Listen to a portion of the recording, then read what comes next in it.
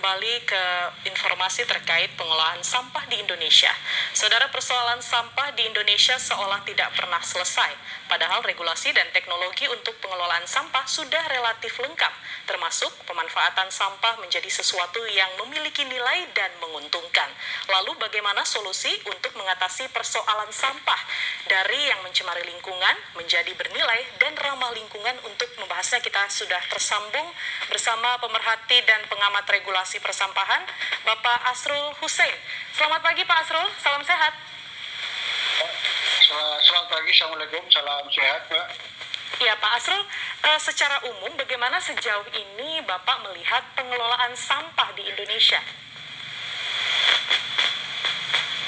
Ya, jadi begini Mbak, sampai hari ini masih kita Indonesia darurat sampah.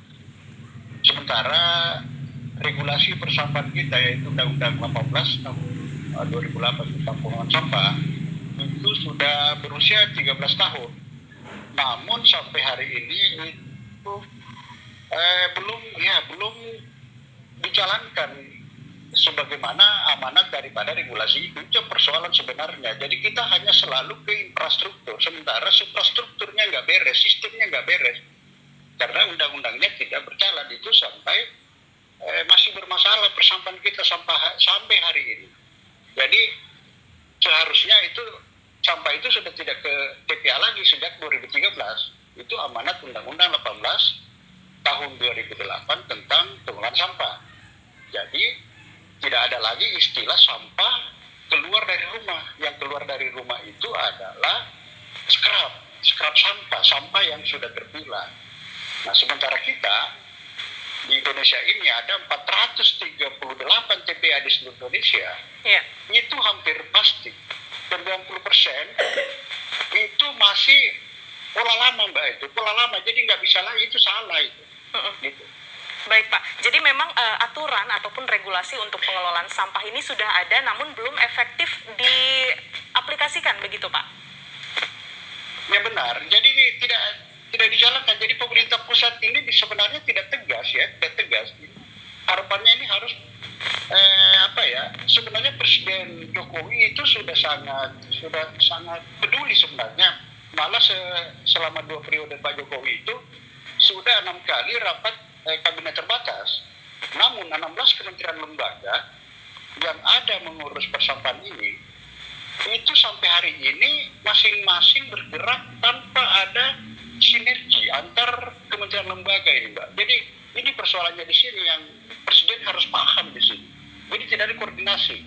Kementerian Menko Maritim itu selaku koordinator nasional Jaktrana Sampah itu juga tidak bisa mengkoordinasi, mensinergikan antara kementerian lembaga. Itu persoalannya sebenarnya. Jadi parsial saja, harusnya komprehensif.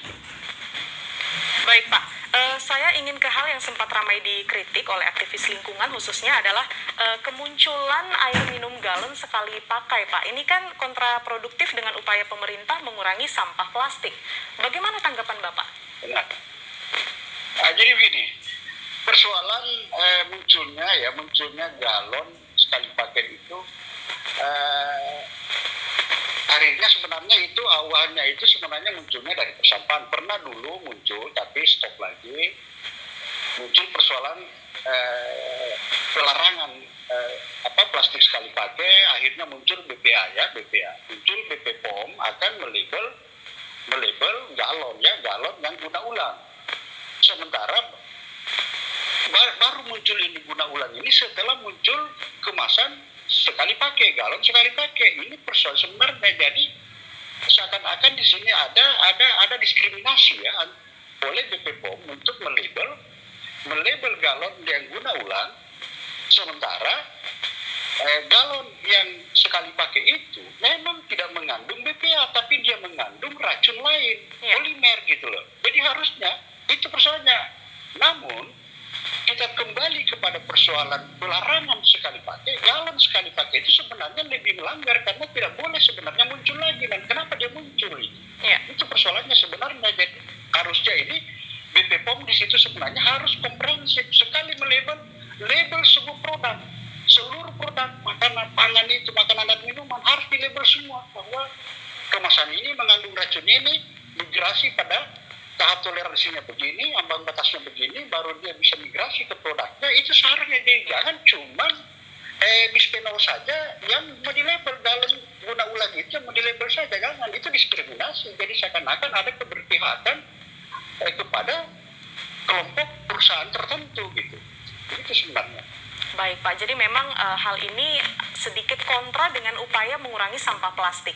Nah, ngomong-ngomong masalah pengelolaan sampah di Indonesia Pak, sampah ini kan ada berbagai macam jenisnya ya Pak, mulai dari sampah rumah tangga, sampah plastik, dan juga sampah yang bisa didaur ulang. Apakah pengelolaannya itu memang harus berbeda-beda Pak, agar tetap ramah lingkungan? Ya, jadi begini, persoalan ramah lingkungan sebenarnya tidak ada sampah satu pun jadi sampah. Ada kan 3 jenis sampah Mbak ya, sampah organik, anorganik, dan sampah B3 ya, limbah B3. Pada prinsipnya tidak ada sampah yang tidak bisa dikelola. Yang selama ini tidak bisa dikelola sampah itu adalah karena tidak menjalankan tadi Undang-Undang 18 itu, Undang-Undang 18 2008 tadi gitu. Jadi sekiranya undang-undang ini dijalankan, tidak ada sampah lagi Mbak, tidak ada sampah lagi ke TPA, semua terkelola di kawasannya gitu ya, semua terkelola di kawasannya. Yang menjadi persoalan kita adalah hanya menyasar saja langsung teknologinya, sistemnya nggak ada, sistemnya, jadi ini dasarnya nggak ada ya, jadi dasarnya dulu harus dibuat. Di mana dasarnya di Undang-Undang 18 itu adalah di pasal 12, pasal 13, pasal 45, itu konteksnya di situ sebenarnya. Jadi undang-undangnya yang tidak jalan selama ini sampai Indonesia darurat sampah. Jadi undang-undangnya bagus, pelaksanaannya yang tidak bagus. Dan itu persoalannya. Iya Pak, jadi memang menjadi tantangan pemerintah begitu ya, undang-undang dan regulasinya sudah ada, tinggal bagaimana undang-undang tersebut diimplementasikan dengan benar. Baik Pak, kemudian bagaimana sejauh ini Bapak melihat peran masyarakat dalam mengelola sampah rumah tangga maupun juga industri terkait sampah plastik Pak, terkait tanggung jawabnya kepada lingkungan tentunya? Oke, jadi begini, persoalan masyarakat kita, jadi selalu hampir semua stakeholder ya menyalahkan masyarakat. Kalau saya sama sekali tidak menyalahkan masyarakat. Masyarakat Indonesia itu patuh ya, masyarakat Indonesia patuh. Namun kalau tidak ada panutannya, yang tadi itu panutannya undang-undang tidak jalan, jadi otomatis tidak bisa. Persoalan plastik kita, selama ini muncul pelarangan plastik. Sebenarnya tidak boleh. Mengantisipasi sampah itu bukan melarang menggunakan produk. Jadi tidak boleh dilarang produk itu. Biarkan dia tumbuh, biarkan dia berkembang. Jadi industri berarti berkembang itu, banyaknya sampah berarti kesejahteraan ada. Ini kesalahan selama ini. Harapan saya ini semoga Presiden memahami persoalan ini, turun langsung ke lapangan ini, lakukan monitoring evaluasi supaya hentikan pelarangan penggunaan plastik itu. Hentikan, tinggal dikelola saja, jalankan undang-undang selesai. Itu harapannya Mbak ya, harapannya. Termasuk DPR. Itu ada rencana DPR mau merubah undang-undang. Itu tidak perlu dirubah undang-undang ini, tapi dijalankan. Turun ke bawah, lakukan monitoring evaluasi, periksa undang-undang, adakan perbandingan.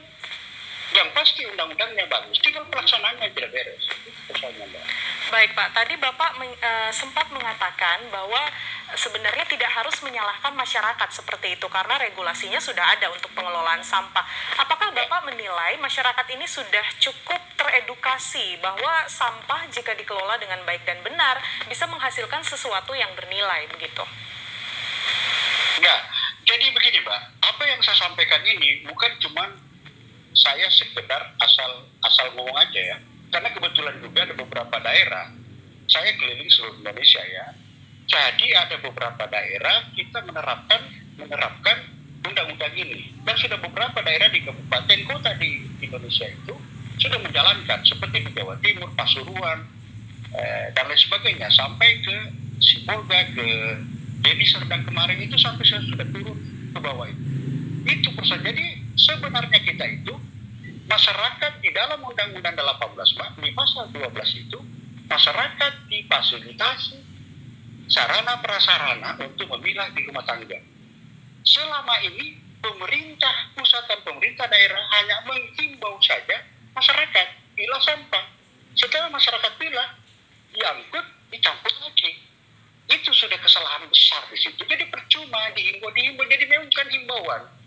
Nah, harapannya di sini pemerintah daerah mendorong, ya, bupati wali kota mendorong pemerintah desa untuk membuat peraturan desa agar masing-masing desa itu melaksanakan pengolahan sampah ini, termasuk tadi perusahaan harus bertanggung jawab, karena memang di dalam regulasi di pasal 15 Undang-Undang 18 tahun 2008 itu perusahaan wajib menarik kembali kemasannya, Mbak, ya. Seluruh kemasan itu wajib ditarik. Namun yang pasti lagi, Mbak, kembali lagi pasal 16 Undang-Undang 18, mandat Undang-Undang 18 memerintahkan kepada pemerintah, kepada Presiden dan DPR untuk membuat peraturan pemerintah yang seharusnya berlaku di tahun 2022 ini, yang disebut Extended Production Responsibility, sampai di hari PP-nya belum ada. Dan itu peraturan pemerintah, draftnya itu kami bersama Institut Teknologi Yogyakarta sudah membuat drafting dan sudah mengirim kepada Presiden dan seluruh 16 kementerian. Namun sampai hari ini Presiden dan kementerian dan termasuk DPR juga belum membahasnya. Itu persoalan yang sebenarnya yang ada di Republik ini. Jadi intinya adalah pasal 16 yang tidak jalan sebenarnya, Mbak. Baik. Jadi perusahaan-perusahaan tidak punya landasan untuk bekerja sebenarnya. Perusahaan ini tidak punya landasan. Itu persoalan. Baik Pak, jadi memang untuk mengimplementasikan undang-undang ataupun regulasi yang sudah ada untuk pengelolaan sampah, pemerintah juga harus turun langsung untuk mengedukasi masyarakat, dan tentunya kita sebagai masyarakat harus meningkatkan kesadaran diri tentang bagaimana mengelola sampah. Begitu. Terima kasih Pak Asrul Hussein sudah bergabung bersama Klik Indonesia Pagi. Terima kasih atas waktunya Pak. Salam sehat selalu. Ya, terima kasih. Salam sehat, Mbak. Assalamualaikum warahmatullahi wabarakatuh.